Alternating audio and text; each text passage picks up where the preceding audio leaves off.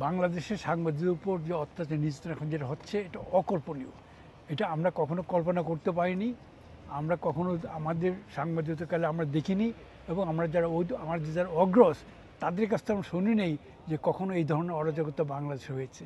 এবং যেভাবে করে জোর করে মবের ভয় দেখিয়ে বাংলাদেশে সংবাদপত্রগুলোকে একটার পর একটা দখল করছে এবং সাংবাদিকদের চাকরিচ্যুত করছে, এটা একটা জঘন্য অপরাধ করছে এবং এই অপরাধের বিচার বাংলা। আপনারা জানেন বাংলাদেশে অবৈধ ইউনূস শুক্কুর ইউনূস আমাদের সাংবাদিকের উপরে যেভাবে নির্যাতন করছে তারই প্রতিবাদে আজকে আলতাবালি পার্কে গণমাধ্যমের কর্মীদেরকে নিয়ে প্রতিবাদ সভা। আমরা চাই আমাদের সহযোদ্ধা, আমাদের ভাই মিডিয়া কর্মী, তাদেরকে বাক স্বাধীনতা দেওয়ার জন্য আমরা অনুরোধ জানাচ্ছি।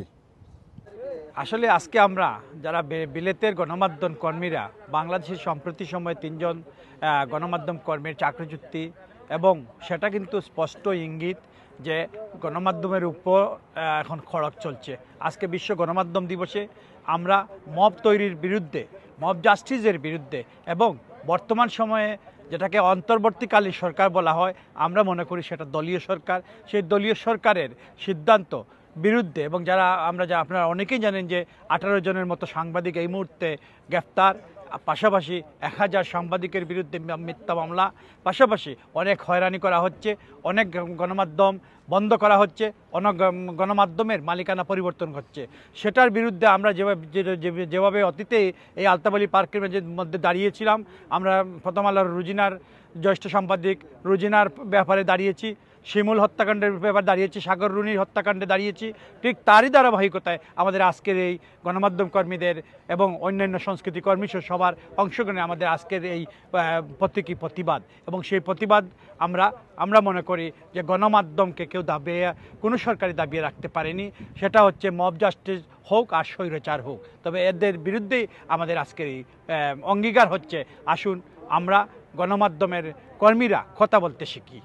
ব্যাপী যখনই কোনো ঘটনা ঘটে তার পক্ষে বিপক্ষে বিভিন্ন মতামত আসে, কিন্তু সাংবাদিক যেটা করেন নিরপেক্ষ প্রতিবেদন তৈরি করেন, তার সত্যতা তুলে ধরেন। তো আমরা দেখলাম বাংলাদেশে যেটা ঘটছে এখন, এর আগেও বাংলাদেশি ধরনের সাংবাদিকরা বিভিন্ন সময় নির্যাতন নিপীড়নের শিকার হয়েছেন, কিন্তু এবার যেটা করছে বিশেষ করে কয়েক হাজার সাংবাদিক ছাঁটাই করা হয়েছে, জেলে দেওয়া হয়েছে, হত্যা মামলায় তাদেরকে দেখানো হয়েছে, তাদের ব্যাংক অ্যাকাউন্ট জব্দ করা হয়েছে। তো এই যেটা বললেন আমাদের সভাপতি, যেটা মবের মূল্য তৈরি করা হয়েছে, মবের বই দেখিয়ে, মামলার বই দেখিয়ে তাদের নিশ্চুপ করে দেওয়া হচ্ছে। এবং সবচেয়ে বড় যে বিষয়টা, এই যে ঘটনাগুলো ঘটছে সে প্রতিবাদটুকু পর্যন্ত বাংলাদেশে হচ্ছে না, সেটা হচ্ছে সবচেয়ে বড় ভয়ের দিক, যেটা সেই ভয়ের সংস্কৃতি, যেটা সেই জায়গা থেকে আমরা আজকে বিলেতে যারা আছি বাংলা গণমাধ্যম কর্মী আমরা কাছে সমবেত হয়েছি। আমরা সেই ঘটনার তীব্র নিন্দা এবং প্রতিবাদ জানাচ্ছি যুক্তরাজ্য।